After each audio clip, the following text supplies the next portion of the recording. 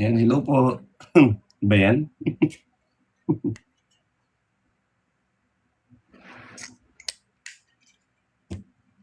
Yan, hi po. So tayo po ngayon ay magkakaroon ng morning devotion, no? So we will be talking about the heart of Jesus. Yan, ang puso ng Panginoong Yesus para sa mga naliligaw at nawawala. Yan. So yeah, if you could like it, share it, kapatid, para mas marami pong maabot ang salita ng Panginoon.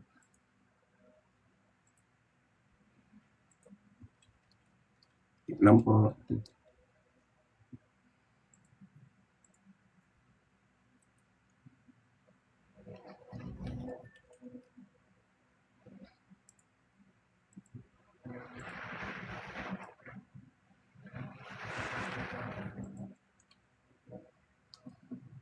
So wait lang po natin yung iba, no?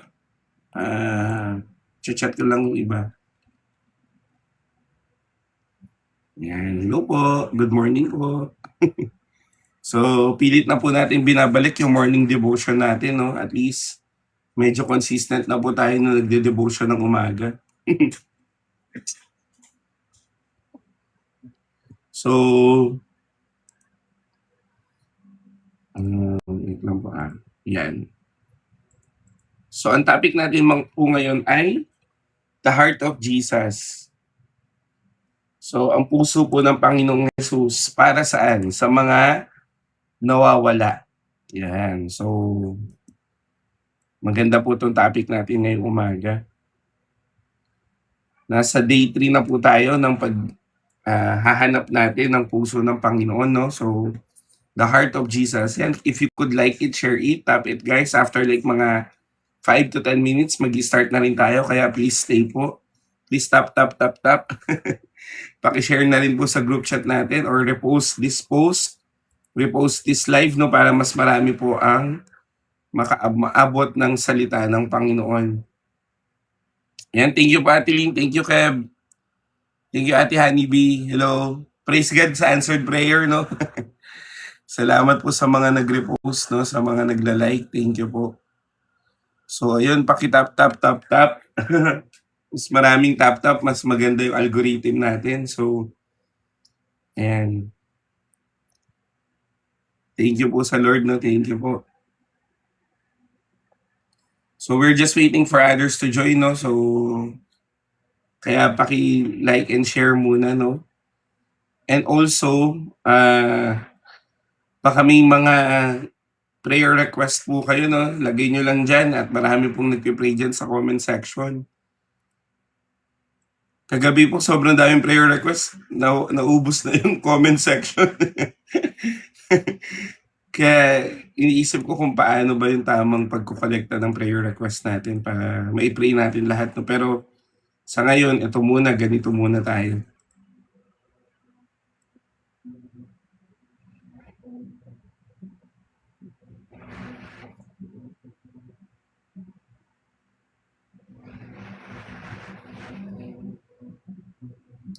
Hello, good morning po, Ate Len. We're just waiting for others to join lang po, no? After like mga 5 minutes, mag-start na rin tayo. So again, our topic right now is the heart of Jesus, seek and save the lost, no? So makikita yan sa Luke 19:10. Luke chapter 19 verse 10. So yun po yung key verse natin ngayon. At kahit ano lang to, one verse lang to, marami pong matututunan dito. Yan, kamusta po ba ang umaga nyo? May mga papasok na po ba sa trabaho? May mga nag-aalmusal pa lang? O kaya naman meron bang nagagayak pa lang? O kaya naman merong walang pasok, no?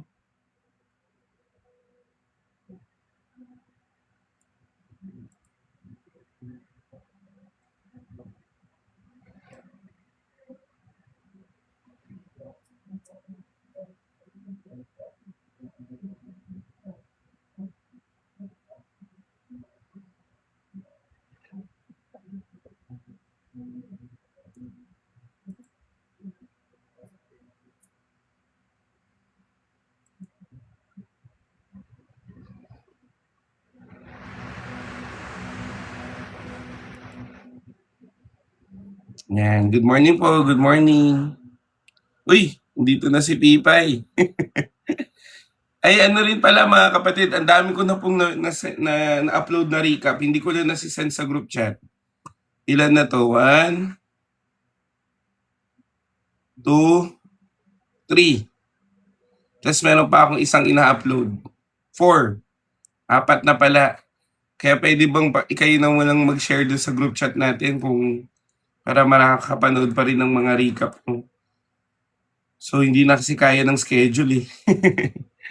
And good morning po. Ayan, so again our topic right now is the heart of Jesus 'no. So nandito na naman sila yung mga nagko-comment ng kung ano-ano.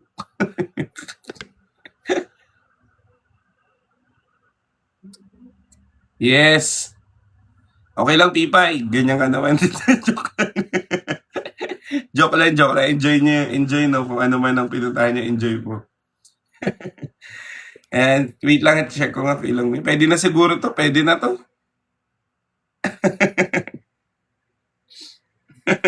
Puwede na 'to, tayo po ay manalangin 'no at, i-pray natin na marami pa rin ang join sa atin ngayong umaga. Sige po, tayo po ay manalangin. Aming Diyos na dakila at banal, ipapasalamat po ako dahil ikaw ang Diyos na kasama namin at alam namin Panginoon na biyayaan mo kami Panginoon ng mga bagay na tungkol sa iyo Panginoon at lalong-lalo na naparito ka Panginoon para po, hanapin po ang mga nawawala, iligtas po ang mga nawawala. Kaya Panginoon, I pray and declare na ngayong umaga mahayag pa rin ang iyong gospel at may bahagi namin ang pag-ibig mo, Panginoon, lalong-lalo na sa marami. Kaya salamat, Panginoon, sa pagkakataong ito. In Jesus' name, amen and amen. Yan, pwede po bang pasabi siyang present, present, present? Yan. Kamusta po ba ang tulog niyo? Alam niyo po, nagising ako ng maaga, buti na lang kasi yung pamangkin ko katabi ko, yung paa niya nasa mukha ko. Alarm clock ko yung paa ng pamangkin ko eh. So, buti na lang nagising ako. Napabalikwas ako eh. Hey, good morning! And so, our topic right now is the heart of Jesus. Ayan. So, basahin muna natin no, yung Luke chapter 19 verse 10. Sige po. Buklatin niyo po yung Bible niyo. Luke chapter 19 verse 10. MBB. Kunin natin sa Tagalog. MBB tan. Yan. So sabi dito sa Tagalog, sobrang linaw, ang anak ng tao ay naparito upang hanapin at iligtas ang naliligaw. Pagdating po sa English, ang sabi, the Son of Man has come to seek and save that which was lost. So sobrang linaw kapatid na sinasabi po ng salita ng Panginoon na naparito po ang anak ng tao o ang anak ng Diyos para hanapin at iligtas. Sabi mo nga dyan sa comment section, hanapin at iligtas ang mga nawawala. Amen. Actually kapatid, alam niyo po ba all throughout the Bible or sa ministry ng Panginoong Jesus sa Biblia, nakalagay po doon na si Jesus daw po ay kaibigan ng mga makasalanan. Jesus, the friend of sinner. Ibig sabihin kapatid, ang Diyos hindi po niya ikinahihiya na siya ay kaibigan ng makasalanan, hindi para makisama sa kanila, kundi para sila ay iligtas nito. Amen? Ibig sabihin kapatid, ang ginawa ng Diyos dito po sa lupa, isa lang ang goal niya. Iligtas niya ang mga nawawala. Amen ba? Ay, pero po, pwede po kayong sumali sa community namin kapatid. Sali po kayo sa group chat namin. Nandiyan lang yung group chat namin eh. Ibig sabihin kapatid, yun lang talaga yung sole purpose ng Panginoon nung nagpunta siya dito. Iligtas ang mga nawawala. Bakit nagkaganon kapatid? Actually, kung titignan natin yung all throughout the gospel, yung four gospel, Matthew, Mark, Luke, John, makikita na natin doon kapatid na marami pong mga Pariseo, tama ba?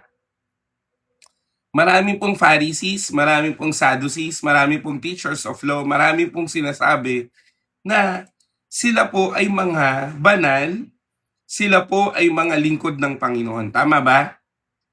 Kaso, ito po ang problema. Ang problema o ang siste, hindi naman sila naghanap ng mga nawawala. Kung sino pa yung mga teachers of law, kung sino pa yung mga pariseo, kung sino pa yung kiniklaim nila na kilala nila ang Diyos, sila pa yung mga nangahamak sa mga dapat hinahanap nila para sa Diyos. Amen. At marami po dyan ngayon. Marami pong may alam tungkol sa Bible, marami pong may alam na mga, anong tawag dito? Marami pong may mga alam ang salita ng Diyos, pero konti lang ang naghahanap sa mga nawawala. Konti lang ang merong may care. Amen? Kaya ngayong umaga kapatid, pag-usapan natin yung puso ng ating Panginoong Yesus pagdating sa mga hinahanap niya ang mga nawawala. Ulitin ko po yung key verse natin. For the Son of Man has come to seek and save that which was lost. Naparito ang anak para hanapin at iligtas ang mga nawawala. Amen? Actually kapatid, ang pinaka one of the greatest accusation na binigay po ng mga Pariseo, Sadducees at kung sino-sino pa man sa Panginoong Yesus ay sinasabi nila na itong taong to, tinatanggap niya ang makasalanan at nakikikain pa sa kanila. Eh dati, sa culture nila na pag nakikain ka sa mga tax collector, makasalanan ka na. Marumi ka na. Pag nakikain ka sa mga, anong tawag dito, prostitute, makasalanan ka na rin. Ganun ang culture nila. Meron pa nga, pag binasa niyo yung Bible, kapatid, meron pa nga na, tignan mo siya, oh. Ganito, ganyan pa ang ginagawa niya. Kumbaga, yung mga religious leader that time, kinikriticize nila kung paano po kumikilos ang Panginoon. Amen? Pero kapatid, kung titignan natin tong accusation na to, parang sa kabilang banda, parang ang sama naman ng mga Pariseo. Tama ba? Para bang sa kabilang banda, para bang bakit naman ganito sila? Bakit naman ganyan sila? Pero sa kabilang banda naman, sa kabilang side naman, dito natin makikita yung beauty ng gospel. Amen? Sabihin mo nga, beauty of the gospel. Na ang Panginoong Jesus ay talagang hinahanap ang mga nawawala. Hindi pagpapanggap. Wala na siyang pakialam kung anong sabihin ng iba.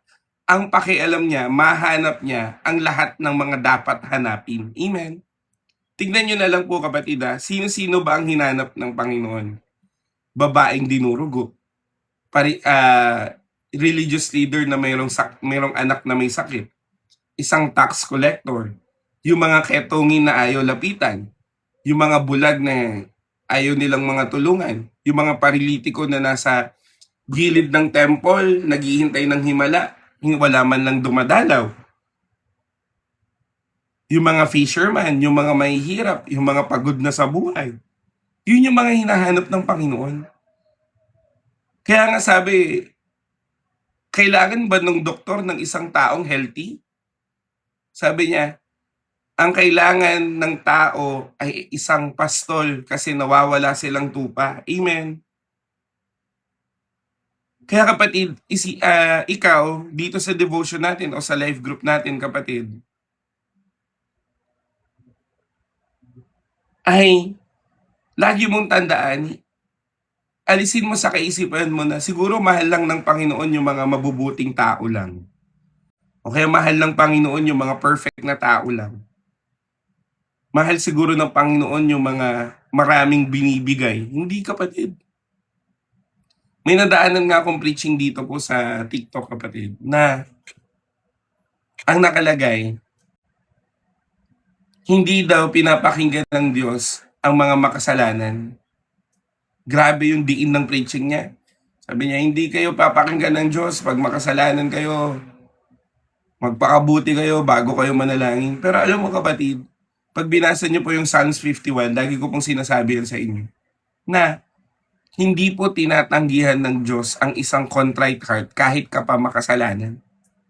Ibig sabihin kapatid, kung sino ka, kung ano ang nagawa mo, lumapit ka sa Diyos as is, basta i-make sure mo na totoo ang puso mo sa paglapit. Amen? Kasi kapatid, hinahanap ng Diyos ang mga nawawala. Amen? Isipin mo na lang, nawawala na nga. Wala pang maghahanap. Ako kapatid, minsan nang nawala pero hinahanap ng Diyos. Alam ko ikaw minsan ka nang nawala pero hinahanap ka ng Diyos. Anong ibig kong sabihin kapatid? Napakahalaga na maintindihan mo ngayong umaga na ang Diyos, ang tinatrabaho niya, hanapin ang mga nawawala. Iligtas ang mga nawawala. Amen.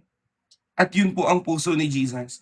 Kaya nga bago siya mag-ascend, bago siya umakyat, anong sabi niya? Anong sabi niya? Great Commission. Preach the gospel at the ends of the earth. Amen. So ibig sabihin kapatid, ibinilin niya sa mga disciple na hanapin din ang mga nawawala. At ito po ay galing sa Biblia, buboy.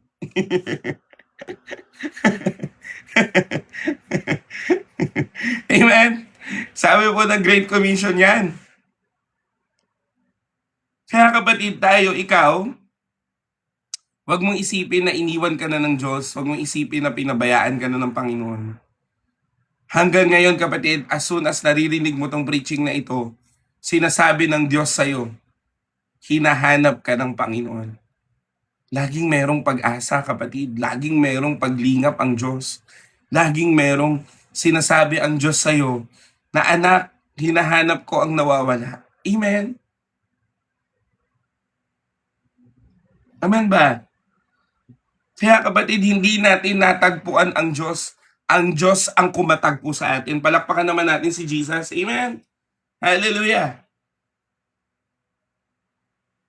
Kaya kapatid, kung titignan natin, sabi nga ng Psalms God is closer to the brokenhearted and God is rescuing those spirit are crushed.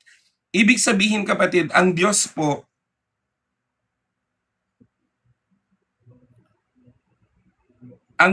kapatid ay constantly, sabi mo nga dyan, constantly, na hinahanap ang mga broken, ang mga sinful, ang mga rejected, at mga nawawalang tao. Constantly. In this world full of unconstant, si Jesus lang yung constant natin, amen. Kung ano-anong sinasabi nito ni Kuya Jero. Ibig sabihin kapatid, kung susumahin lang natin, hindi po iniwasan ng Diyos ang makasalanan. Amen. Ang tao kasi minsan iniiwasan niya pag alam niyang makasalanan, iiwasan niya. Ayoko ma-involve dyan, ayoko maging ganyan. Kapatid, sino na lang ang sasama sa kanila kung wala ka? Tama? Meron po nagpa-counsel sa akin isang beses, sabi niya, nabuntis po yung pamangkin ko, 14 years old. Andiyan na yan eh. Hindi mo naman pwedeng itakwil yan, kapatid. Sabihin na natin na hindi magandang pakinggan yung 14 years old na nabuntis. Pero sino ang lilingap sa kanya? Tama? Sino ang aalalay sa kanya? 14 years old yun, magiging nanay na. Sino ngayon ang magtuturo sa kanya? Wala. Anong kailangan nun? Oo, nasermonan mo na, pero kailangan mo ng paglingap. Amen. Kasi si Jesus, kapatid, tutulungan yan. How to heal? Kailangan mo ng grace ng Panginoon para ikaw ay gumaling. Amen.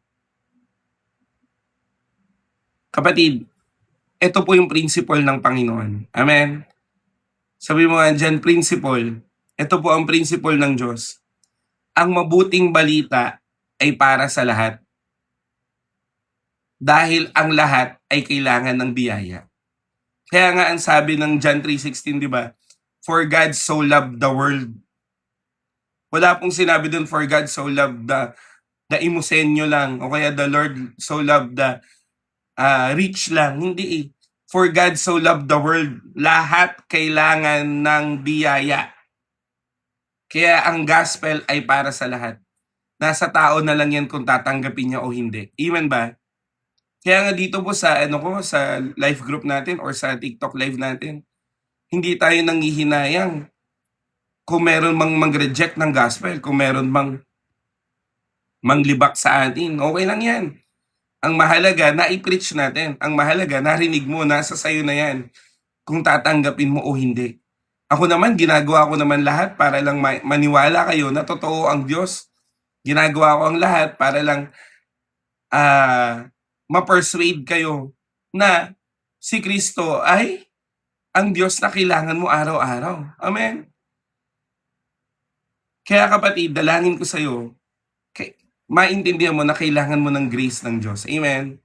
Ngayon, tignan na muna natin yung context ng Luke chapter 19. Kapatid, napakahalaga po ng konteksto. Amen ba?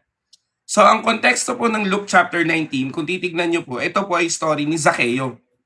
Yan, sino po nakakilala kay Zaccheo o si Zacchaeus? Si Zacchaeus po o si Zaccheo ay siya po ang chief tax collector ng Jericho. Amen? So, ang tax collector that time, kapatid, ay pinakaayaw dahil sila po ay nagtatrabaho sa Romanong gobyerno. At dahil sila ay nagtatrabaho sa Romanong gobyerno, most likely itong mga tax collector na to ay mayaman dahil sila ay corrupt at sinungaling. Kaya ang tingin sa kanila ay traitor ng society. Kumbaga, dito sa Pilipinas, pag DDS ka, galit sa'yo yung pinklawan. Kung pinklawan ka, galit sa'yo yung DDS. Para bang ganon. Amen? Pwede pong makinig kahit sino dito. Di ba? Di ba? Ganun po ang mga political color dito. Nakikita nila yung ibang side ay salot ng lipunan. Pero hindi po ganun sa paningin ng Diyos. Amen ba? Marami po ang tao, lagi kang iisipan ng mali. Sasabihin makasalanan ka, sasabihin na ganyan ka na. Amen? Sasabihin lagi na wala ka ng silbi. Ako, alam niyo po, dahil kapatid ko po, maaga pong nabuntis kapatid ko, 16. Ako bilang kuya niya, pinagtanggol ko talaga siya sa mga nagsasama. Kasi sa society natin, pag maagang nabuntis, wala, ganito ka, ganyan, wala ka ng future, wala ka ng pag-asa. Pero ang ginawa ko, dinadala ko po yung kapatid ko sa church. Kung ano yung pwedeng suporta na dapat, kailangan. Kasi sinong magsusupport sa kanya? Kaya nga kapatid, yung mga maagang nabuntis, yung mga single mom, yung mga akala nila wala nang pag-asa yung buhay nila. Meron pa nga mga nagpapakounsel, pakiramdam nila marurumi sila. Kapatid, mahal kayo ng Diyos. Mali-mali lang desisyon mo sa buhay. Mali-mali lang yung pananaw mo sa buhay. Pero naniniwala ako na as soon as nakita mo yung consequences ng actions mo, nagsisi ka naman. At enough na yun. Amen. Ganun din sa mga lalaki, no? Napakiramdam mo failure ka maging provider, na nape-pressure ka dahil wala ka pang naaabot sa buhay. Kapatid, wag mong tignan na ganyan. Ang tignan mo, nililingap ka ng Diyos at aayusin ng Diyos yung buhay mo. Amen ba? Kasi kapatid, itong Luke 19, buhay ni Zaccheo na hate ng lahat pero kinatagpo ng Diyos. Amen? Kung titingnan mo kapatid, good morning! Ano po yun? Kung titingnan mo kapatid, the Bible also says na si Zaccheo daw po ay mayaman, maliit, pandak. Pero ito po yung magandang character ni Zaccheo. He is desperate. Amen? He is desperate to see Jesus. Ulitin ko kapatid gusto ko pong i-debunk yung mga nagpipreach dito ng salita ng Diyos na hindi nila kinukumpleto yung gospel. Oo, makasalanan ka. Pero kung ikaw ay lumalapit sa Diyos ng totoo o desperado ka, amen, nahanapin ang Diyos, kapatid. Tandaan mo, ang Diyos na buhay ay tatanggapin ka, sasamahan ka pa papuntang bahay niyo. Amen. Kaya kapatid, kung sa mga ibang live nire-reject kayo kasi may narinig po ako dito. Dito po mga nagsusumbong lang naman. Sabi, kuya ayoko dun sa kabilang live kasi sabi nila wag daw akong makinig dun pag hindi pa ako nagbabasa ng Bible. O dito ka na lang. Pero naman sa kabilang live naman kuya, sabi nila bawal daw mag-pray kasi may mga kasalanan pa ako. Dito ka na lang, makinig ka muna dito. Dito na lang kayo, lahat po kayo ng mga rejected sa iba, dito na lang.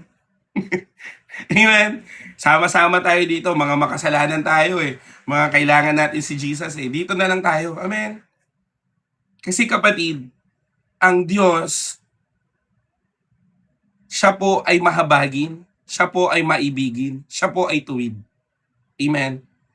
Ayaw niya ng kasalanan, pero mahal niya ang makasalanan. Kaya anong gagawin niya? He will transform the sinner. Amen. Mamaya pa yung point ko pero pinapasabi na ng Lord eh. Kaya kung titignan mo kapatid, gaano po kadesperado si Zaccheo? Umakyat siya ng puno. Imagine mo, cheap tax collector, pwede naman niyang utusan yung mga kung sinong alipores niya. Prepare the way. Pahawiin mo yung mga tao. Dadaan ako. Pwedeng ganun, hindi. Anong ginawa po ni Zaccheo? Umakyat siya ng puno para lang matanaw si Jesus. Actually, wala naman siyang meant na kausapin si Jesus. Gusto niya lang makita. Pero alam mo kapatid, nakatuon ang pansin ng Diyos sa mga tao na nais siyang makita. Amen. Hindi po bingi, hindi po bulag, at hindi po, anong tawag dito? Rejected sa Diyos ang mga taong humahanap sa Kanya. Amen. Actually kapatid, kaya po ulit ako nagbalik ng morning devotion. Kasi sobrang dami pong nagsasabi sa akin ng mga kasama natin sa live group, kuya sana maibalik yung morning devotion. Alam namin busy ka. Pero sana mabalik kasi nagre-recap na lang sila nagre-recap ng umaga eh. Ngayon kinausap ko talaga si Lord. Paano ba to?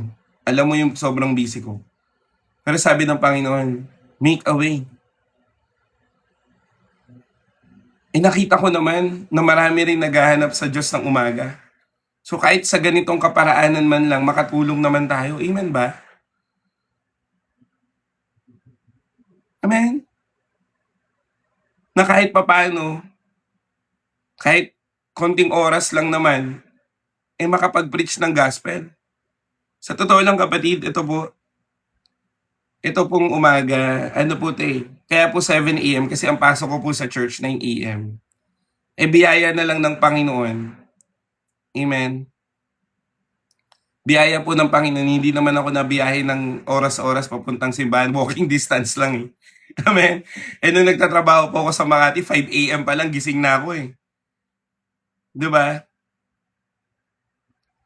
Pero kung titingnan mo, sabi ko nga sa Panginoon, gasino na lang na gumising ako ng alas 7 para mag-preach ng gospel. Amen. At yung mga gustong tumanggap ng salita ng Panginoon, yun po yung welcome dito. Pero yung mga nakikipagdebate, makinig na lang kayo. Amen? Amen po ba? Kaya kung titingnan natin kapatid, ano pong sabi ni Lord kay Zaccheo? Halika dito Zaccheo, bumaba ka at pupunta ako sa bahay nyo. Imagine mo, ano ngayon ginawa ni Zaccheo? Nagmadali siyang bumaba. Amen? Yun kasi kapatid, yung susi sa buhay. Excited ka laging mag-pray, excited ka laging mag-worship, excited ka laging makatagpo ang Diyos. Amen? May mentor po ako, meron po akong church. May pastor at may pastora po ako. Hindi ako katulad nung iba. Ako po ay full-time church worker mga kapatid. So, Kami po ay mayroon pong doctrinal basis at the same time may spiritual discipline po kami. So anyway, so kung titignan mo kapatid, nung bumaba po si Zaccheo, yung crowd po, lalo na yung mga Pharisees, yung mga Fariseo, nagkaroon sila ng complaint. Bakit ito? Bakit ganyan? Bakit siya nakikikain siya sa mga makasalanan? Alam mo kapatid, sobrang public nga eh. Kasi 'di ba si Matthew tax collector yun eh. 'Di ba? Nakikain siya doon. Pag pinanood niyo po yung The Chosen, nag-spend po si Jesus ng may tawag din eh sa Jewish culture, parang yung celebration sa kasama po ng prostitute woman. Kung titingnan mo, nagrereklamo yung mga tao, bakit sila ang pinupuntahan ni Jesus, andito kami, etc. etc. Alam mo kasi ang katotohanan po, ito po katotohanan ng ministry ni Jesus. No? Hindi po nila hinahanap si Jesus. Ang hinahanap lang po nila yung kayang gawin ni Jesus. Kaya kung titignan mo kapatid, di ba, bakit ganon? The same person na nakarinig ng salita ng Panginoon is also the same person na nagsabi na, crucify, crucify. Pinipili namin si Barabbas kaysa kay Jesus. I-search na lang natin mamaya. Pero totoo, di ba? Imagine mo ang daming pinagaling ni Jesus. Amen. Ang dami pong nakaranas ng kagalingan ng Diyos. 5,000 pa lang pinakain na niya. Pero ilan ang nagstay? 120 sa upper room. Imagine mo 5,000, 4,000, wala pa yung 10 ketongin, ay yung 10 bulag. Wala rin yung isang ketongin pa. Ang daming pinagaling ng Panginoon. Ang daming nag-minister sa Panginoon. At sabi po, multitudes are coming to Jesus. Kaso ang problema, ano nangyari? Hindi nila hinanap yung tagapagligtas. Ang hinanap lang nila, yung kapangyarihan lang ng Diyos. Kaya maraming nagrereklamo Bakit siya ganito? Bakit siya kinatagpo niya lang si ganito, yung makasalanan lang? Amen? Kaya pagdating mo ng upper room, ilan lang sila? 120. Amen? Pero ang maganda kasi sa Panginoon, kahit 120 sila, in-empower sila. Naging 3,000 naman sila. Amen? Pero ano pong ibig ko sabihin? Marami talaga magko-complain pag may nagbabago na. Amen? Alam ko nung nagbago ka, maraming nanibago. Alam ko simula nung nag-Bible study ka, hinahanap mo na ang Diyos, maraming nanlibak sa'yo. Hindi lang yan, dumami pa problema mo. Bakit? Kasi ang mundo, pipigilan kang magbago. Dahil ang mundo, lagi kang babatuhin kasi nagbubunga ka na. Diba? Pero kapatid, anong sabi ng Panginoon? Take heart. Sabi mo nga, take heart. Jesus overcomes the world. Amen. Minsan kapatid, inaakala mo lang, kasi dalawa lang ang pwede mo maging perception Nang tinanggap mo si Jesus, nagkaroon ka ng problema, dalawang perception lang pipiliin mo. Lumayo ka sa Panginoon o magpatuloy ka sa Panginoon. Kasi iniisip ng mga lumalayo sa Panginoon, simula nung nag-Bible ako, nag-church ako, dami ko problema, ayoko na nga dyan. Yung isa, marami mang problema pero tutuloy ako sa Panginoon. Bakit? Kasi kapatid, ang buhay, puro problema naman talaga. Amen? Sino bang wala? Tanungin ko kayo, sino bang walang problema? Lahat tayo may problema, makakristyano man o hindi. Mababeliever man o hindi. Pero ang advantage ng ikaw ay na kay Kristo, may problema ka nga, pero payapa ka at the same time, alam mong may tutulong sa'yo na Kristo Jesus. Amen? Kaya kapatid, ano mong sinabi ng Panginoon doon sa mga nagrereklamo? Bakit ka nakikikain sa mga tax collector? Bakit ka ganito, ganyan? Anong sabi niya? The Son of Man came to seek and save those who are lost. Amen? Kaya kapatid, tingnan mo, anong ginawa ng Panginoon kay Zaccheo? Binago niya. Ano sabi niya? Kung meron man ako na daya, ibabalik ko ng ika-4 na ulit. Wala na siyang pakialam sa pera. Wala na siyang pakialam sa kung ano man. Bakit? Kasi ang sabi ng Panginoon, ikaw at ang iyong sambahayan ay naligtas. Nothing else matters kung hindi yung buhay mo sa harapan ng Diyos. Amen? Kaya napakahalaga kapatid na maintindihan mo ngayong umaga na natagpuan ka na ng Panginoon at binago na ng Diyos ang buhay mo. Amen? Point number 1, Jesus seeks the lost. Sige po. Jesus seeks the lost. The Son of Man has come to seek. Sabi po ng verse na binasa natin. Marami pong tao na hindi naman nila hinahanap ang Diyos. Amen. Marami pong tao, kapatid, na ang iniisip na lang nila, ano ba ang maaabot ko sa buhay? Makapanood ng kunyari konting vlog, nagkaroon ng kotse, gusto kong magkakotse. Nakita sa kapitbahay may bagong TV, gusto kong magkaroon ng TV. Nakita sa kabila na ang ganda ng buhay dahil nakapagtrabaho sa magandang kumpanya, ganun na rin ang gustong gawin. Kapatid, ang tao talaga, hindi niya po hinahanap ang Panginoon. Ang hinahanap niya kung paano siya mabubuhay o magiging maganda ang buhay niya. Pero kapatid, buti na lang, sabi mo nga dyan, buti na lang, ang Diyos ang unang kumilos. Amen.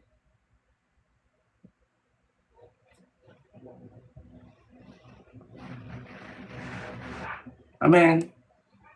Buti na lang kumilos po ang Diyos. Siya po ang unang kumilos. Amen. Minsan kapatid, alam ko naisip mo na ito, di ba? Minsan naisip mo na nakakatakot mag-Bible study. Nakakatakot lumapit sa Panginoon kasi baka parusahan niya ako. Di ba ganun ka? Ayaw mo nga pumunta ng simbahan kasi sabi mo baka masunog ako dyan. Pero ang katotohanan kapatid, pumunta po si Kristo sa lupa para iligtas ka. He is gentle. He is open arms para tanggapin ka. Amen. Dahil ang Diyos ay hindi malayo. Amen. Hindi po malayo sa mga nawawala. Amen. Kaya kung titignan natin kapatid, pag tinignan mo yung from Genesis pa lang, tinawag po ng Diyos si Adam pagkatapos niyang magkasala. Si Jonah, kilala niyo si Jonah, di ba? Dinala pa rin ng Panginoon kahit nagrebel, kahit may rebellion. Amen. Si Peter, 3 beses dininay si Jesus pero 3 beses ding inaffirm ng Panginoon. Yung prodigal son, winelcome pa rin. Kapatid, ang Panginoong Jesus ay actively, sabi mo nga, actively seeking people na malayo sa Kanya. Amen. Kaya kapatid, hindi mo na pwedeng isipin o wag mong isipin na ay kailangan ko muna maging maayos bago ko lumapit sa Panginoon. Kapatid, Diyos ang magbibigay sa iyo ng bagong damit. Amen. Yan. Thank you po sa pag-open. No? Paano ang Sodom at Gomorrah? Kapatid, binigyan sila ng chance ng Panginoon. Di ba naghagel si Abraham at saka si Lord nag-usap? Kung may 50 dyan na righteous, hindi ko gugunawin ng Sodom at Gomorrah. Wala. May 40, wala. May 30, wala. May 20, wala. May 10, wala. Sa kinahaba-haba, kapatid, ng panahon ng mga taga Sodom at Gomorrah, walang natagpuan ang Diyos na iilan na naghahanap sa Panginoon. Kaya sino lang naligtas? Si Lot at ang kanyang anak. Yung asawa nga hindi pa naligtas kasi lumingon eh.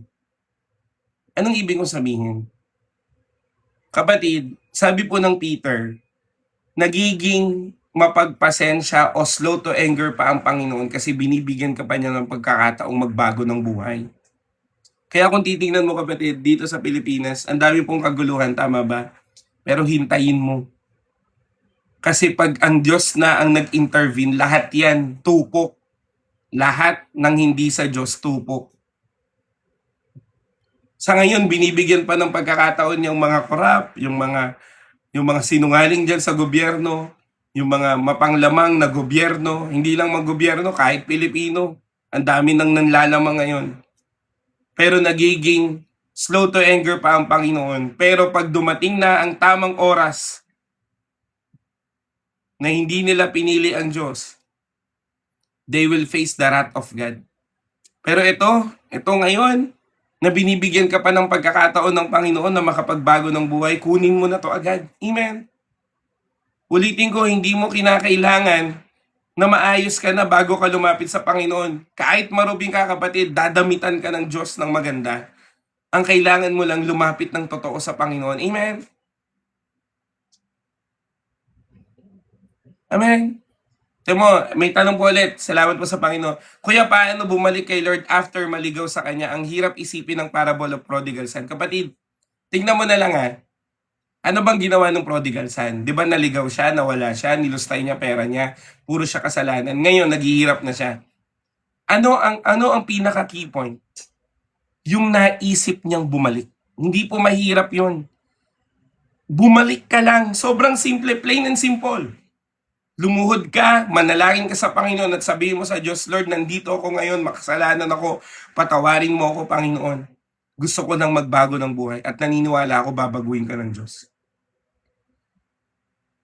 Mahihirapan ka talagang bumalik pag hindi mo kayang bitawan kung ano man ang hinahawakan mo ngayon. It is everything in surrender. Amen.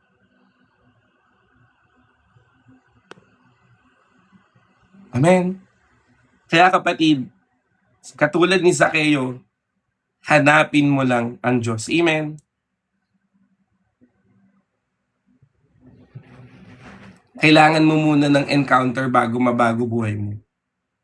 Kasi minsan kapatid, naisip na lang natin agad, hindi pa ata ako magbabago ng buhay kasi ganito, ganyan. Kailangan mo muna ng encounter.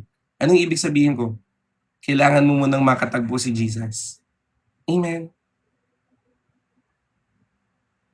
Kaya kapatid, sinasabi po ng Panginoon sa iyo ngayon, hinahanap ka na ng Diyos, magpahanap ka.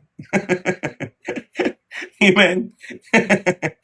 Sabihin na natin alam ni Jesus kung nasan ka, pero gusto pa rin niya kapatid na magpahanap ka, hindi yung bulaga. Gusto niya ganun ba si Lord? Hindi ganun si Lord, no? Ang gusto ng Panginoon, ikaw mismo ang magpahanap. Christian po. Amen.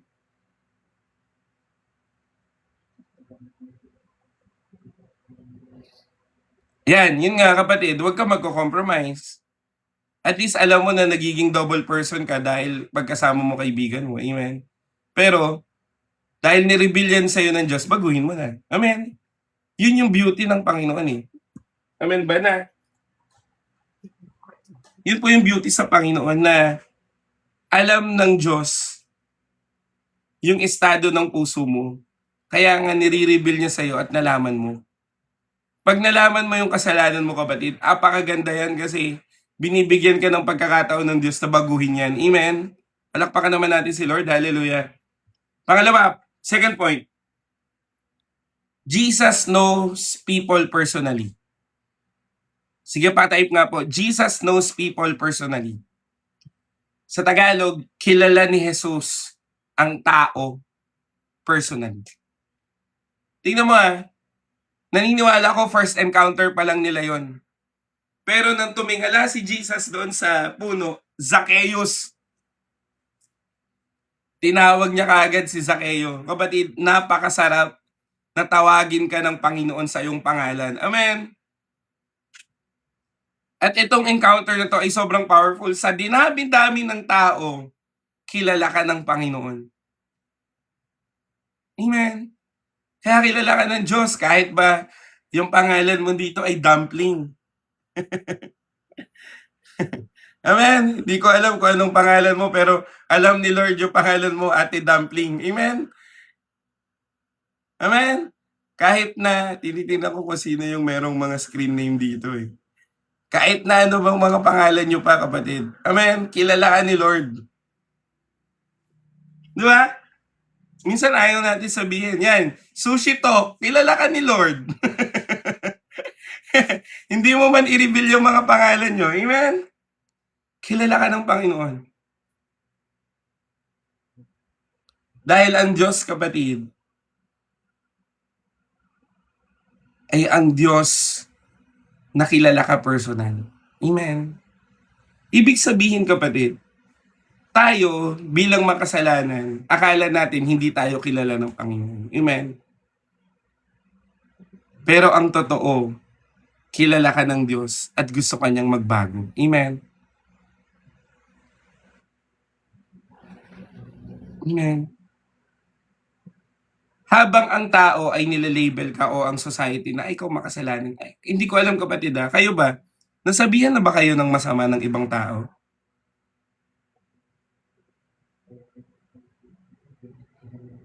Ay wow, praise God naman po Ate Abigail, no? Nasabihan na ba kayo? Ako kasi ang mga nasabi sa akin ng tao, mataba, mapaya, joke lang. Mga bibi yun eh. Hindi. Pero ang mga sinabi po ng tao sa akin ay, yun nga, sinungaling ka, Jerome. Wala ka nang maaabot sa buhay, failure na yung buhay mo, wala ka nang silbi, college graduate ka pa man din, ganyan, etc. etc.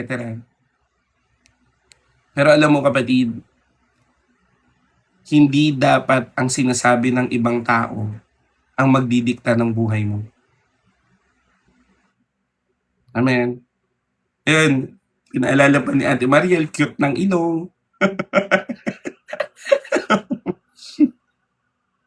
Kapatid, kailanman hindi po ikaw itatakwil ng Diyos, kapatid. Kasi paano mo nalaman na tinakwil ka ng Panginoon? Amen. Ngayon kapatid, anong sinasabi ko? Hindi na dapat ang identity na binigay sa'yo ng tao o kung sino pa man o iniisip mo sa sarili mo ang nagpapausad sa'yo sa buhay kung hindi yung sinasabi po ng Diyos sa'yo. Amen. Sabi po ng Panginoon kapatid, tinawag niya si Zaccheo by his name. Wala po sa Bible kapatid yung salita na itinakwil ng Diyos. Kapatid, mahal ng Diyos ang lahat. Amen. At tinatanggap niya lagi. Nasa sa tao na lang yan kung tatanggihan niya ang Diyos. Amen. Ay sige po, sige lang po, message nyo lang po ako. Amen. Pero, ang Diyos kapatid, He is calling you beyond sa pagkatawag ng tao sa'yo. Amen. Kaya kapatid, huwag mo nang hayaan na mag-identify sa'yo ang nakaraan mo. Sino po dito sa kalagitnaan natin yung alam niyang may nagawa siyang mali sa nakaraan at nakaapekto sa present life niya? Sige nga po, ako po marami. Marami po akong nagawang mali na sobrang nakaapekto po sa present life ko. Lahat tayo meron. Di ba? Pero kapatid, dahil nasa Panginoon ka na, anong sabi ng Bible? Romans 8:28. Everything will work together for good to those who love Him. Ang napakahalaga, mahal mo ang Diyos. Kaya kung meron ka mang maling nagawa in the past, tandaan mo, it will turn to good. Amen. Matututo ka na. Gagamitin ka na ng Diyos sa iba. Amen. Kaya kapatid, God is calling you hindi sa past mo, hindi sa failures mo, hindi sa addiction mo, hindi sa mga pagkakamali mo, hindi sa mga kahinaan mo. Kung hindi, tinatawag ka ng Diyos ayon sa kanyang biyaya na nakakapagbago ng buhay. Amen. Kaya nga anong sabi ni Paul? I will boast my weakness so that the grace of God will come to me powerfully. Ano bang sabi ng Lord? Because His power o ang kapangyarihan ng Diyos ay made for our weaknesses. So ibig sabihin kapatid, tinawag ka ng Diyos para baguhin ang buhay mo, tanggapin mo ang grasya niya, at gamitin ka niya sa kanyang kaharian. Pwede ba natin palakpakan ng Panginoon? Amen. Dahil kapatid, ang kaaway, lagi ka lang sasabihin, huy, ganyan ka na, wala ka ng kwenta, makasalanan ka na. Amen. Salamat po sa nagpaalala. Life verse ko po yan. I will never leave you nor forsake you. Kaya kapatid, tingnan mo hindi itatakwil ng Diyos ang tao. Amen? Kaya kapatid, tingnan mo na lang. Kung ang kaaway laging sasabihin sa'yo, ganito ka, ganyan ka, makasalanan ka, pangit ka, wala kang silbi, ganito ka na lang, ganyan ka na lang, hanggang ganyan ka na lang, hindi kapatid, ang Panginoong Yesus ay nagsasalita na ini-invite ka niya. Amen? Ini-invite ka niya saan? Para kumilos o gumawa sa kaharian ng Diyos kahit sino ka pa. Amen? Kaya kapatid, sinasabi ng Diyos sa'yo ngayon, kilala ka niya, alam niya condition mo, but still, He calls you. Amen? Tignan mo si Hagar, na haggard na sa wilderness. Pero kinatagpo ng Diyos sa wilderness. Ano sabi niya? You are my El Roy, Lord, the God who sees me. Amen? Tingnan niyo si Hannah, baog. Yun ba ang nag-identify sa kanya? Hindi. Nag-pour out siya sa Panginoon, binuksan ng Diyos yung womb niya. Nagkaroon ng Samuel. Si David, shepherd lang siya pero tinalo niya si Goliath. Bakit? Kasi may mga battle siya sa leon at oso na may pagtulong ng Panginoon. Kaya pagdating kay Goliath, tulungan pa rin siya ng Panginoon. Hindi po mag-identify ang mga pagkakamali mo sa buhay, kundi ang nag-identify na sa'yo o ang identity mo na ay na kay Kristo Jesus na at sa grasya na ng Diyos. Kaya nga we are living by grace. Amen? Kaya po kapatid, ito pong live group namin, online group namin, ang pangalan po nito, The Grace Movement. Kasi wala po akong ibang maisip na pagkilos kundi biyaya lamang ng Panginoon. At tayo po ay namumuhay sa biyaya ng Diyos. Amen? Mamayang 10 a.m. po pupunta po kami para pumunta sa jail ministry. Kahit po ang mga nakakulong, kailangan din ng salita ng Diyos. Pupunta po kami ng alauna sa munisipyo kasi ipagpipray po namin yung buong munisipyo. Kailangan din ng gobyerno ng panalangin ng isang Kristiyano. Pumupunta kami sa mga mahihirap para magpakain. Kailangan din po nila ng salita ng Diyos at paglingap ng Panginoon. Nagtsatsaga ako mag-live dito kapatid, wala po akong kinikita dito. Sa totoo lang. Imagine nyo po, hindi po ako nangihingi, hindi po ako katulad ni Anjo Iliana na, uy, pag ganyan-ganyan ko, wala ba kayong live dyan? Hindi nyo po kailangan, hindi po ako nagpaparinig dyan. Diba? Wala po akong inaanong kahit ano.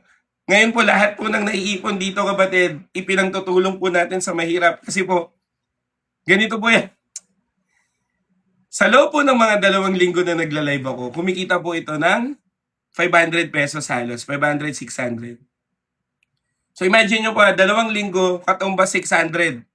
Hindi po yun wala pong kita doon. Amen? Kaya ang ginagawa ko po, lahat po ng naiipon, ipinangtutulong ko po saan? Sa mahirap. At marami na pong natulungan. May mga natulungan na po tayo na stroke, hindi makalakad, bulag, mga mahirap. Mga dinala po sa ospital, natulungan na natin. Mga may sakit, pangbaon ng estudyante. Katulad po niyan mamaya, mamimili po ako ng bigas. Kasi binubuo po natin yung mini grocery natin. Kung tama po ako, mga 6 pong pamilya ang mabibigyan natin. Amen. Hindi po ako sasagot ng mga out of topic. Amen. So kaya kapatid, kung titingnan nyo, nagiging biyaya po tayo ng Diyos sa iba. Amen. At kasama ka doon. Amen po ba? Kasi naniniwala po ako marami pong nagpe-pray sa akin dahil pinagpe-pray ko po kayo at this is working out together for us to reach more people in Christ. Amen? Ngayon nga maraming bago. Sino po mga first-timer dyan? Amen? Imagine nyo po, hindi naman ako nagmamakaawa sa inyong magstay kayo, pero bakit nagstay kayo? Dahil pa rin yan sa biyaya at habag ng Panginoon. Amen? O may mga first time, may second. Amen? Kaya kapatid, ang biyaya ng Diyos ay para sa lahat.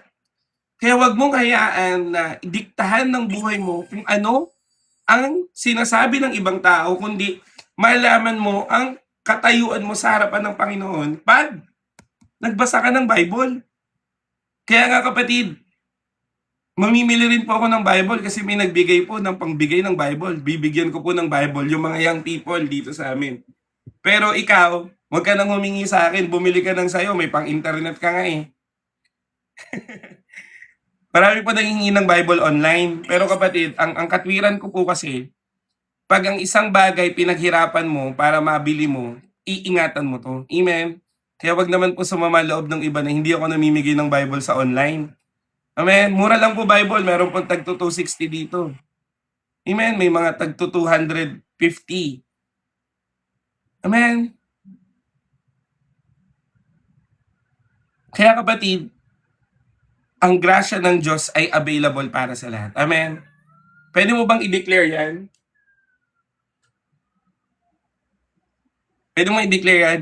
May the grace of God be with you. Amen? Yan, i-PM nyo po yan si Pipay kasi yung TikTok niyan, TikTok shop na eh. Lahat ng kailangan nyo nandun na yan.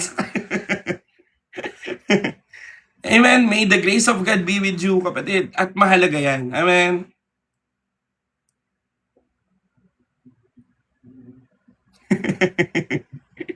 Amen. Third point. Ayan. Ang third point po, He transforms sinners. Ayan. Sige po, ano nyo po.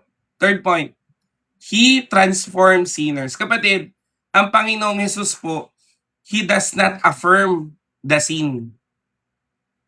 Hindi niya po inaayunan ang kasalanan, pero binabago niya ang makasalanan. Amen.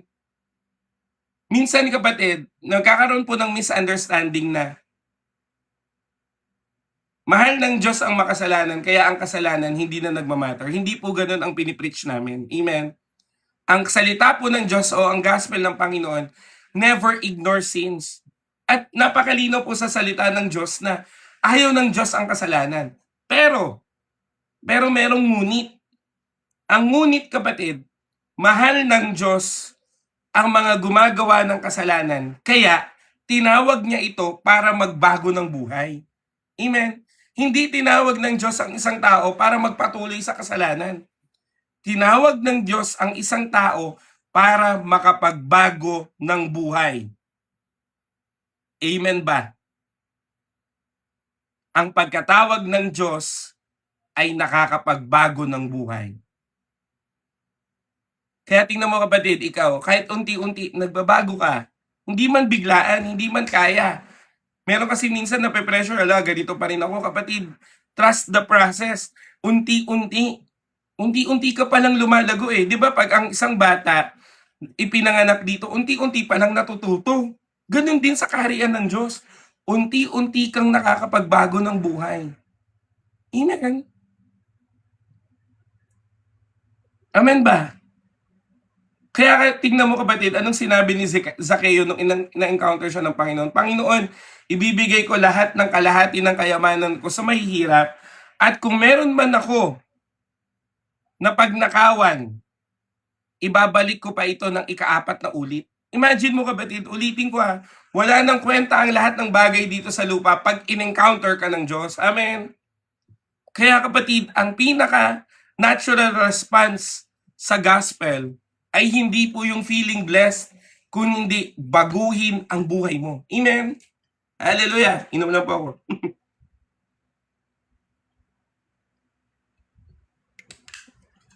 Amen po ba?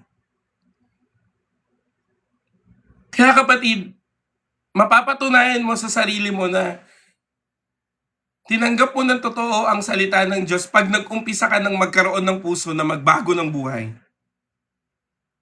Amen?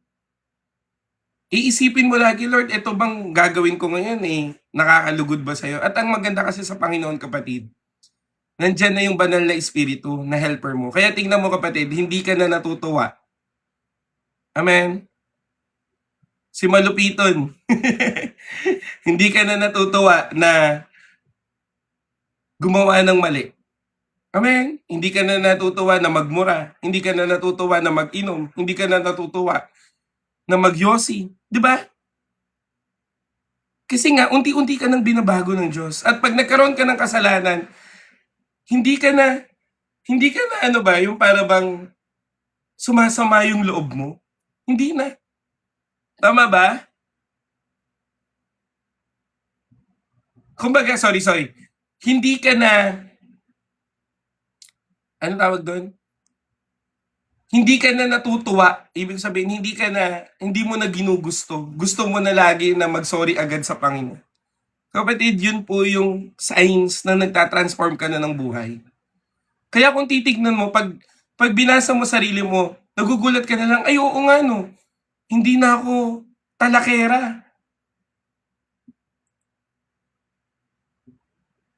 Ay oo nga no, hindi na ako ganito, ganyan.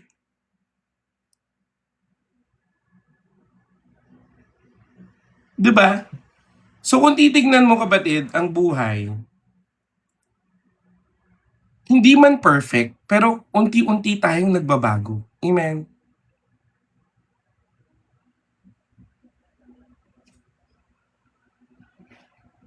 Hindi ko naintindihan yung tanong, kung ang Diyos ay isang Diyos, bakit siya ay may emosyon na maawa sa tao? Kapatid, tanungin niyo po yan, tanungin niyo po sa sarili niyo yung tanong na yan, kapatid. Hindi yun emosyon nature yun ng Diyos. Character yun ng Panginoon. Amen? So balik tayo dito. So kapatid, tingnan mo bakit si Zaccheo ay nagbago? Tingnan nyo kapatid, yun yung tanong bakit si Zaccheo ay nagbago? Teka lang naguguluhan na ako din.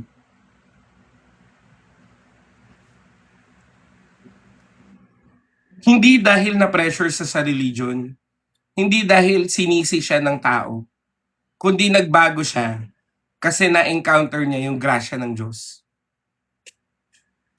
Amen? Naranasan niya yung pag-ibig ng Diyos. Yung bunga kasi kapatid, susunod na lang yan. Amen ba? Kaya nga kapatid, hindi talaga tama kapatid na ang kaligtasan ay ayon po sa iyong sariling gawa. Ang kaligtasan ay base sa biyaya na binigay sa iyo ng Diyos. Amen? Amen po ba? Kapatid, uunahin muna ng Diyos ang puso mo bago ang bunga. Kaya nga seed of faith di ba ang seed itinanim, lalago, tsaka magbubunga. Amen? Kaya kapatid, ang isang encounter sa Panginoon ay magpo-produce ng pagbabago ng buhay. Amen? Hallelujah. Kaya kapatid, sinasabi po ng salita ng Diyos sa iyo, hindi po binibigyan ng permission ng grasya ang isang kasalanan. Kaya hindi pwede natin gamitin grace, yung grace na bilang biyaya na ay pwede na ako magkasala kasi biyaya na to. Hindi. Ang grace kapatid ang nakakapagbago ng buhay. Alam ko kapatid, habang kahit na uma-attend kayo ng mga devotion natin, alam ko nagkakamali pa rin kayo. Tama, mali? Di ba? Nagkakamali ka pa rin. Hindi ka naman perfect hindi rin ako perfect. May mga kasalanan pa rin tayo nagagawa. Pero bakit tayo nakakapagpatuloy? Dahil pa rin sa biyaya ng Diyos. Kaya nga sabi ni Pablo, I am who I am because of the grace of God. Imagine mo si Pablo na lang to Si Pablo na, kapatid. Si Pablo na. Sabi mo nga, si Pablo na. Anong sabi ni Pablo? Ginagawa ko ang mga bagay na ayaw ko at hindi ko magawa ang mga bagay na gusto ko. Kaya tulungan ako ng biyaya ng Panginoon. Amen? Yung mga nagtatanong po na out of topic, kapatid, pasensya na po, mute ko muna kayo. Nagde-devotion pa kami.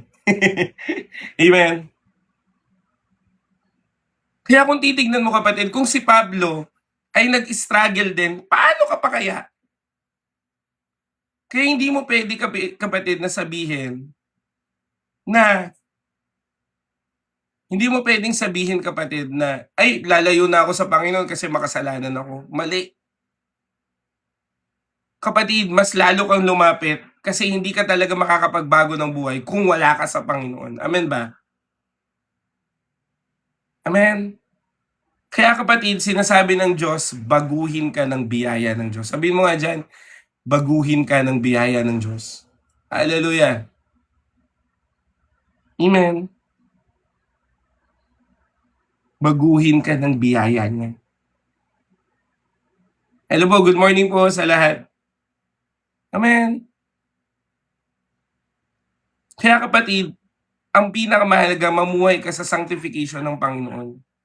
Unti-unti kang magbago. Halimbawa, ako po kasi ganito eh. Yung alak kasi kapatid, yun talaga naalis ko agad eh. Ay hindi pala, Yossi. Yossi ang naalis ko agad. Lakas ko mag-Yossi kapatid. Imagine nyo po, 2 kaha sa isang araw. Ganun ako kalakas mag-Yossi. Partida, may hika pa ako. Yossi lang yung Yossi. Hit, hit, hit, hit, hit, hit.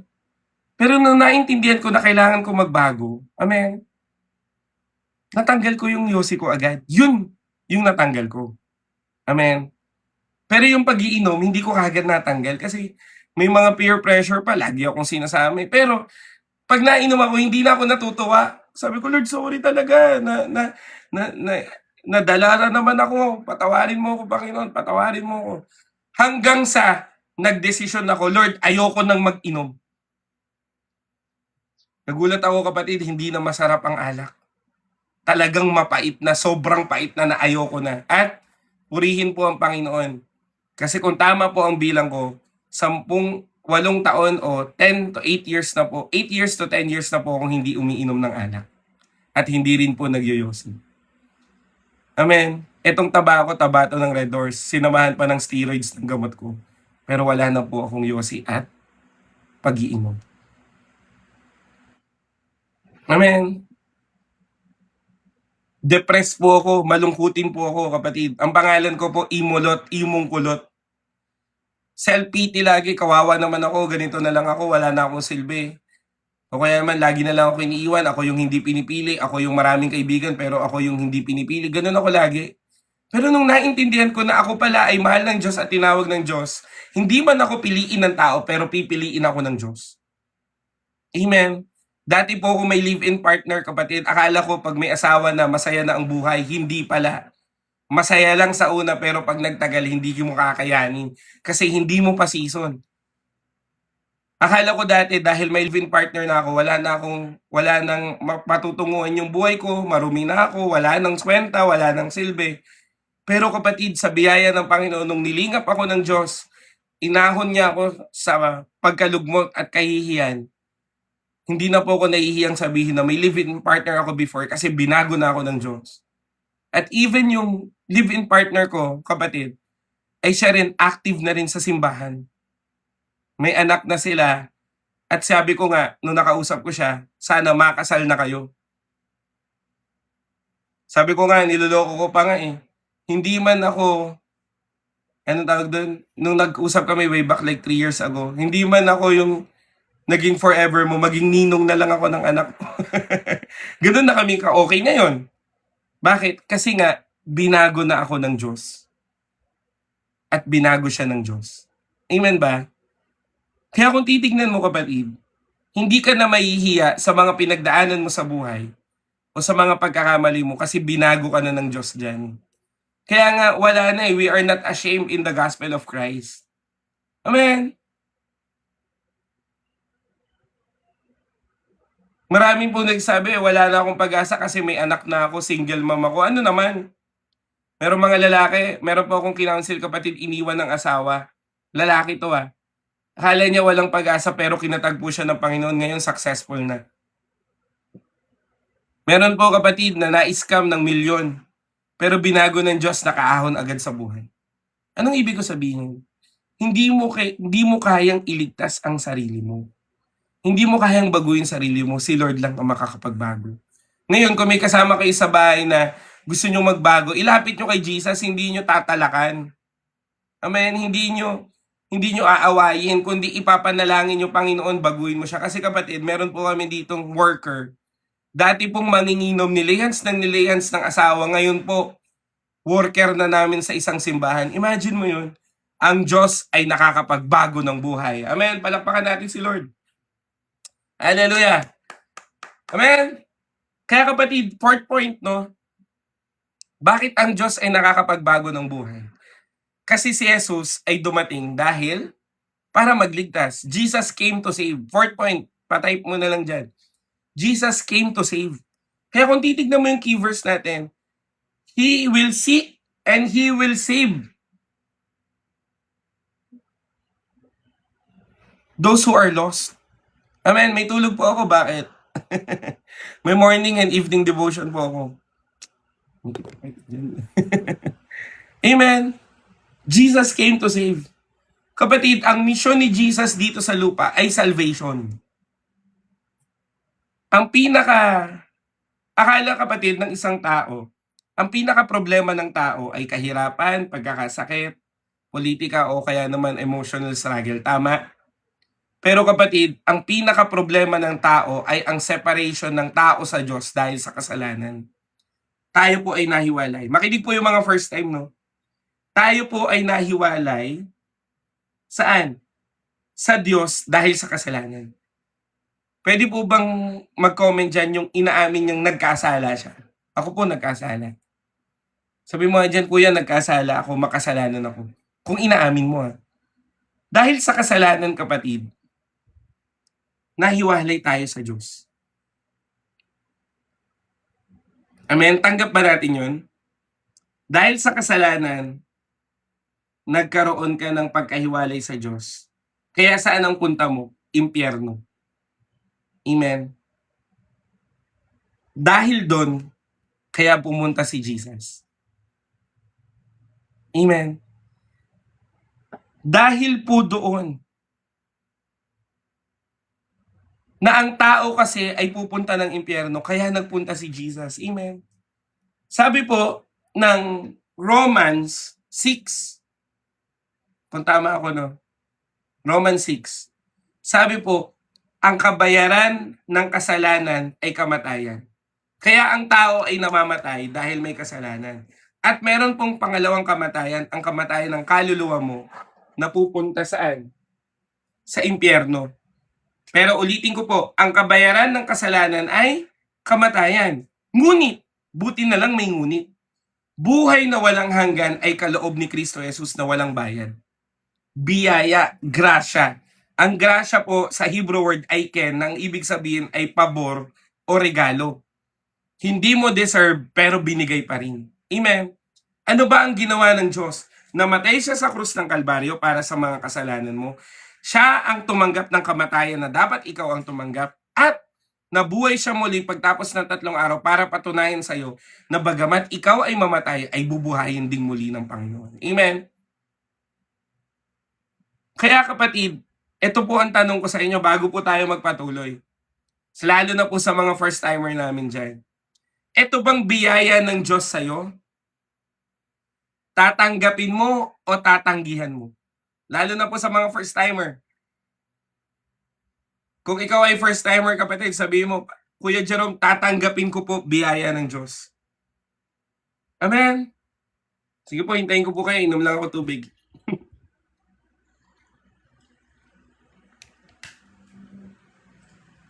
Yan, amen. Sige po.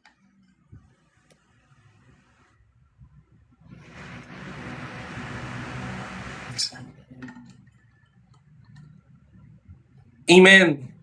Sa mga gusto pong tumanggap, praise God. Sa mga nagsabi pong tatanggapin, purihin po ang Panginoon. Sa lahat po ng tatanggap ng biyaya ng Diyos, kapatid, sabay po kayo sa panalangin. Sabihin niyo po ito ng totoo sa Panginoon. Ito po ang panalangin ng pagtanggap ng kaligtasan ng Diyos. Hihingi po tayo ng tawad sa mga kasalanan natin at tatanggapin natin si Kristo. Dahil ang mga kasalanan natin binayaran na sa krus ng Kalbaryo, kaya ikaw ay tapat na patatawarin na ng Diyos. Amen. Sige po, sabihin niyo po ito sa panalangin. Sabay po kayo, sabihin niyo, Panginoong Jesus. Sige po, sabay po kayo ha. Panginoong Jesus, humihingi ako ng tawad sa lahat ng mga kasalanan ko. Sa isip, sa salita, at sa gawa. Kaya Panginoong Jesus, Kinikilala ko po na ikaw ay namatay sa krus at nabuhay muli pagkatapos ng 3 araw para iligtas kami. Kaya nananampalataya ako sa iyo ng buong puso at ng buong buhay at tinatanggap kita bilang aking Diyos at tagapagligtas. Sa pangalan ng Panginoong Hesus. Amen and amen. Palakpakan naman natin si Lord. Hallelujah. Kaya kapatid, kung totoo mong tinanggap yang panalangin na yan sa Panginoong Hesus, may 3 pangako po sa iyo si Lord. Ikaw ay meron ng buhay na walang hanggan. Ang pangalan mo ay nakasulat na sa aklat ng buhay. At ikaw ay binigyan ng Diyos ng karapatang maging anak ng Diyos. Amen.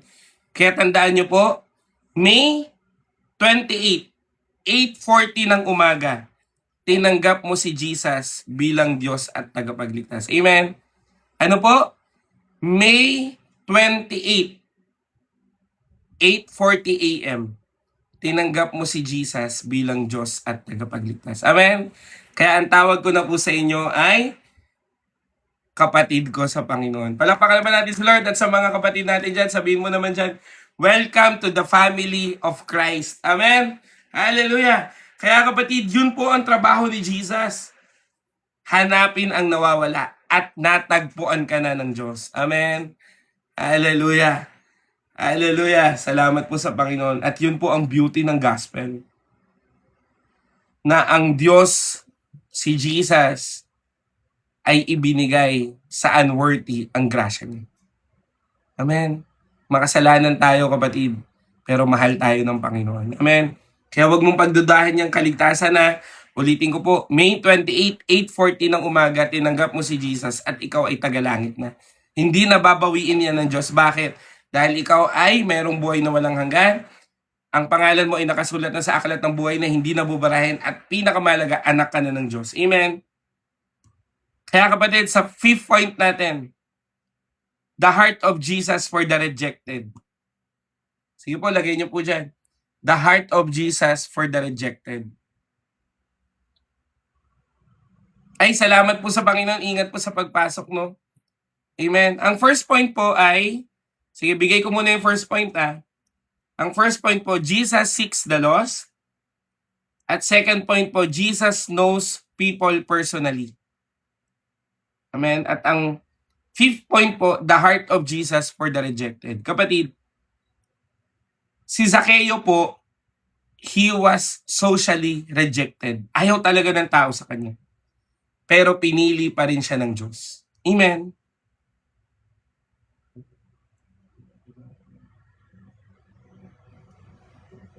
Kung titingnan mo kapatid, all throughout the gospel or all throughout the earthly ministry ng Panginoon, si Jesus ay laging lumalapit sa mga taong rejected. Samaritan woman, may ketong, si Zacchaeus, babaeng dinurugo, Pariseyong may sakit, Pariseyong may religious teacher na may anak na may sakit. Kasi gusto niyang sabihin na kung ang rejected na tao ay tinanggap ng Diyos, paano pa kaya ang iba? Amen. Kumbaga, para bang sa psychology, ipinapakita mo na yung pinakapangit, kaya mong tanggapin. Paano pa kaya yung iba? Amen. Kaya kapatid, minsan kasi, at yun din ako nang nalulungkot, no? Marami pong mga religious person, kahit yung mga nagpipreach dito, hindi nila kinakausap yung mga may live-in. Hindi nila kinakausap yung mga may sakit. Hindi nila kinakausap yung mga may hirap. Meron nga ako nakita kapatid. Actually, may nagsabi lang sa akin. No? Sabi niya, Kuya Jerome, doon kasi ipinagpipray lang nila yung merong kakayahang magbigay ng malaki pero yung mga walang binigay, hindi nila pinapansin. Dito kapatid, wala naman. Lahat pinapansin. Kahapon nga na nasira na yung comment section natin dahil hindi na kaya pala ilabas niya lahat ng prayer request. Amen. Kasi kapatid, wala pong pinipili ang Diyos. Kahit sino ka pa, kapatid. Kaya ako, kapatid, napaka mapagpasensya ko kung paulit-ulit kayo ng prayer request, wala pong problema sa akin. Pero pag kinausap po ako ng Panginoon na sabihan mo na siya, sasabihan ko po kayo. Amen. Pero generally speaking, at the same time, compassion power of God, lahat ipagpe-pray, lahat ay lilingapin. Abot ng makakaya. Amen. Kasi ang Panginoong Jesus, kapatid, inabot niya lahat eh. Kaya nga sabi ng Bible, di ba? Sabi ni Jesus, malaking kapakinabangan na bumalik ako sa langit kasi bababa ang helper. Kaya ang Panginoon, kapatid, nasa sayo ang banal na Espiritu. Nang tanggap po si Jesus, nasa sayo. Kaya hayaan mo ang banal na Espiritu ang mag-lead ng buhay mo.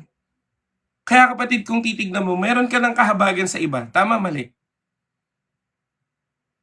Marami po dito, kapatid, marami nang dinalang kaibigan sa live natin. Marami po dito tumulong na sa mahirap. Marami po, kapatid, nag-support po ng ministry ko. Katulad niyan, yung VBS, kapatid. Lahat po ng ginastos doon galing sa online. Nakapagbigay po tayo ng pagkain ng 4 na araw.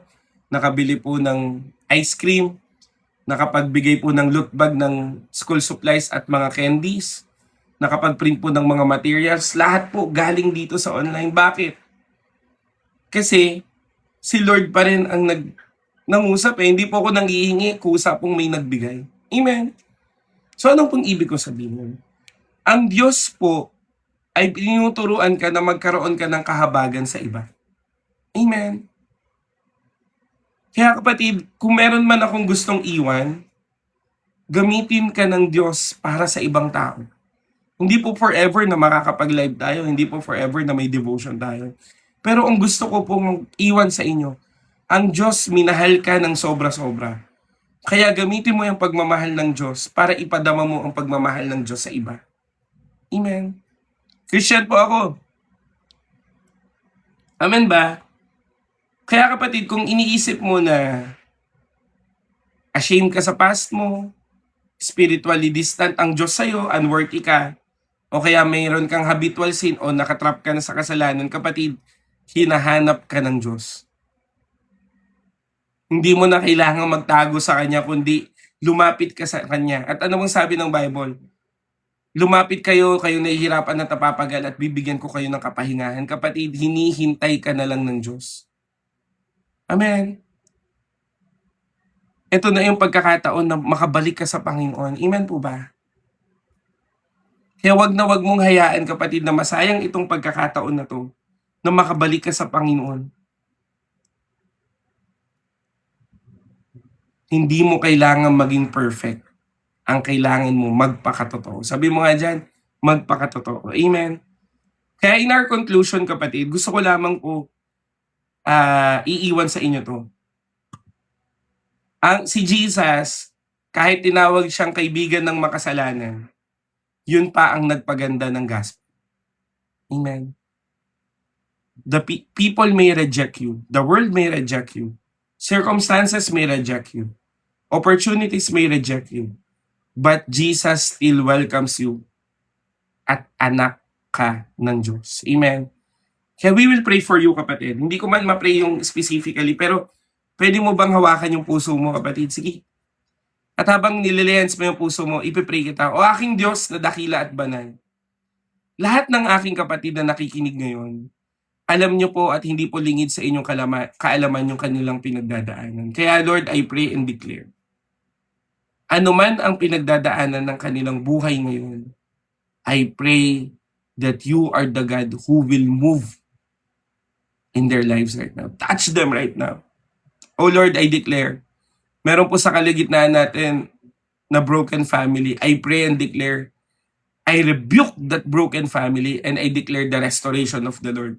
Kapatid, kung ikaw ay broken family, sabihin mo, Lord, buuin mo yung pamilya ko.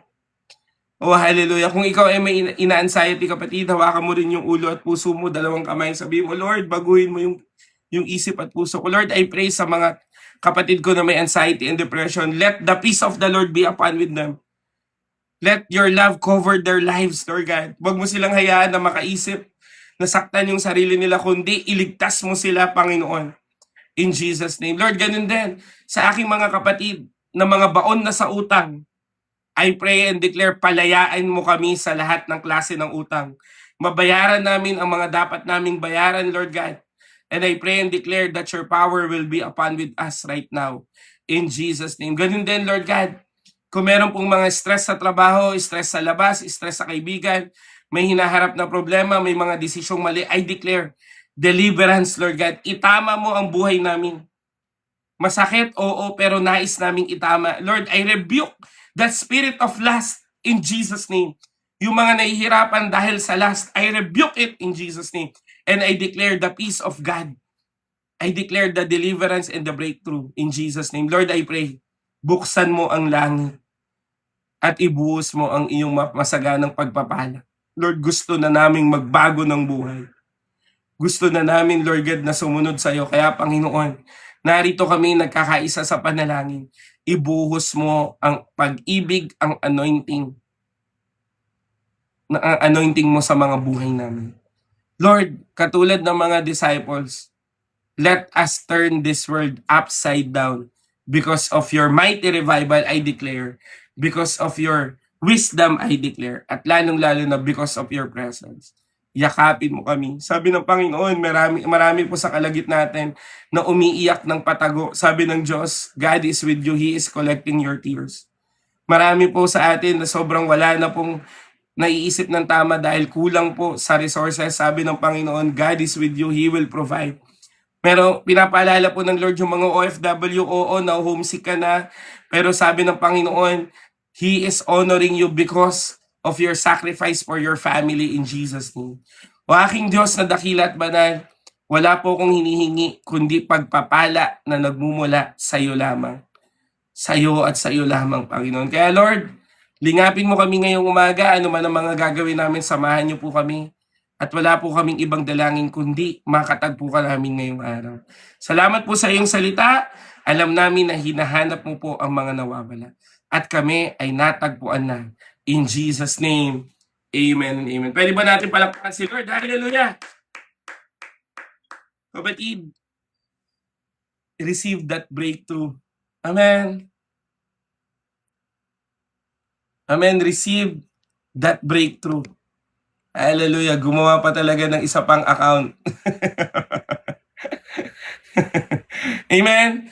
Kami po dito, kapatid, we are not questioning God. We are pleading and praying to the grace of God and we will receive it by faith. Hallelujah. Kaya pasensya na po kung imumute ko kayo kasi kung kayo po ay makakagulo po sa mga taong nananalangin, imumute ko po talaga kayo. Hindi po ako nag-live para makipag-diskusyon o sumagot po sa mga debate nyo. Ako po ay nag-live para po ilapit ang tao sa Diyos. Amen. At ang mga sinasabi ko po dito ay solely from the Word of God. Luke chapter 19 verse 10. Doon lang tayo umikot ngayong umaga. Amen po ba? Kaya receive the grace of God, kapatid. Naniniwala po ako na kahit hadlangan ka ng tao o hadlangan ka ng pagkakataon, kikilos pa rin ang Diyos sa buhay mo. Amen ba? Hallelujah! Kaya kapatid, pasama na lang po sa prayer, no, nasamahan po ako lagi ng Panginoon, ayusin po ng Diyos yung buhay ko. I-bless po ako ng Panginoon. At the same time, pupunta po kami sa jail ministry, samahan kami ng Panginoon doon. So kukuha po ako ng pangkain nila doon po sa fund na meron tayo, no. So ibibili ko po ng tinapay nila mamaya. Kasi yun po ang sabi ni Pastora, tinapay na lang muna yung dalhin eh. So ayun po na makapagdala po ng tinapay doon, mapakain natin sila. At the same time, maturuan natin ang salita ng Diyos, no? Subukan ko pong i-live, pero hindi ko alam kung pwede kong i-live eh. Pero i-check natin kung hindi tayo mare-restrict doon, ila-live ko po. Pero again, salamat po sa Panginoon. Pagpalain po kayo ng Diyos at naniniwala po ako na ang Diyos po na buhay ay ang siyang kikilos po. At ganun din, yung naipon ko po ngayon, meron pong nagbigay ng 685 diamonds. Praise God po. Ang equivalent po nito, $2.74. So I think kung hindi pa ako nagkakamali, siguro around 180 siguro to, 180 pesos. No? So ito pong naiipon natin, pag withdrawal na po, kasi 500 po ang withdraw eh. So pag umabot po ng 500, ipang tutulong din natin sa mahirap o dadali natin sa mga bata o sa jail ministry. So yun po, ngayong Sabado po magpapakain po ako ng mga bata na sumayaw po nung anniversary namin. So yun po. Ako titingnan ko kung pwedeng i-live kapatid. Hindi dahil sa TikTok din. Tatanong ko dun sa warden kung pwedeng i-live. Pero ayun, maraming salamat po sa Panginoon, no? So si Lord po ang magbalik sa inyo ng pagpapala. Salamat po sa mga nag-like, nag-share, no? Salamat sa mga nag-comment, sa mga nakinig. Magkita-kita po ulit tayo mamayang gabi kasi meron ulit tayong gabi. Amen. Uy, ang dami mo ng account. Bugs. Isa pa, labas ka pa ng isa pang account. Bumabalik, no? Sobrang effort naman yan na gumawa kayo ng madaming account. Pero praise God dahil gumawa kayo ng maraming account. Hallelujah. Sige. Ayun po, sige po, sa mga mag-BPM po, please, i-message nyo po, sasali po ng group chat, i-message nyo po ako, i-add ko po kayo. Thank you po, pagpalain po kayo ng Panginoon at sa Diyos po ang lahat ng papuri pagsamba. Mamimili pa po ako ng tinapay kaya medyo nagmamadali po ako. Bye-bye. Chat-chat na lang, send nyo po sa akin prayer request nyo. Bye-bye.